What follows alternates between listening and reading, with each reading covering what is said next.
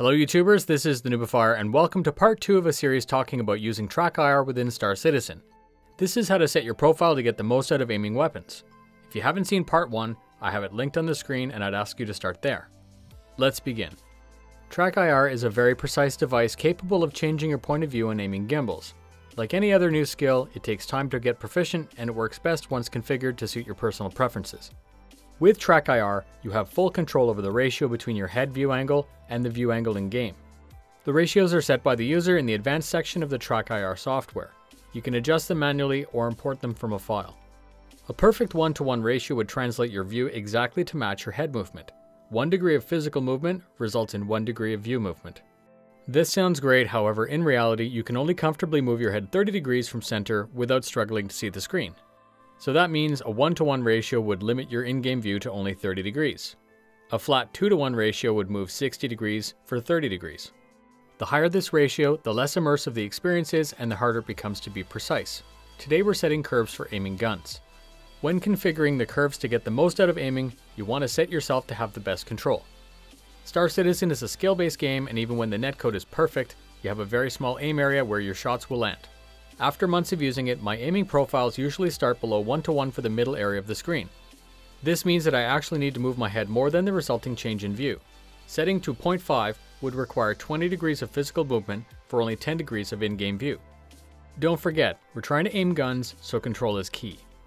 The idea here is that as long as I had the enemy ship in my view, my head movements would result in fine gun movements. The flat low midsection would in theory let me track with better fidelity and constantly land shots.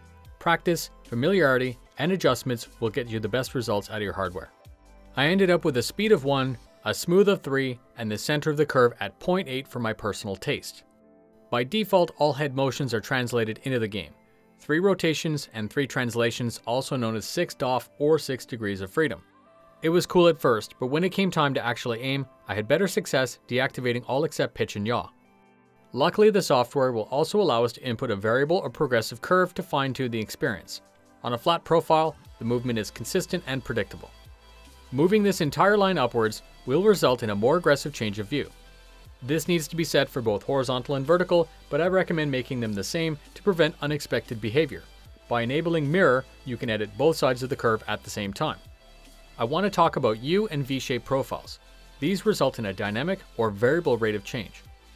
These can let you set the midsection precise while letting you have the range to still look 90 degrees or more.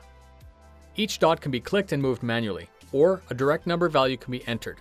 The mouse wheel zooms and the middle click returns to normal zoom. You can download my profile and curves from the link in the description.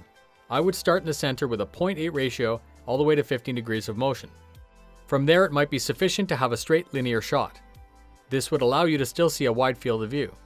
These are totally up to your personal preference, but it's important to remember 2 things. Curves don't behave linear and are difficult to predict, and the higher the value of the dot, the harder it is to precisely maintain aim. I hope that I've armed you with the information that you need to make educated choices that result in a curve that suits your needs. I've included 2 profiles for use with gimbals, 1 linear and 1 curved. Stay tuned for settings for fixed weapons and settings for dismounted gameplay. Thanks very much for spending your time with me today. If you're planning to look into TrackIR, please take a look in the description for a discount promo code. My goal is to grow this channel, and I can't do that without the help of citizens like you.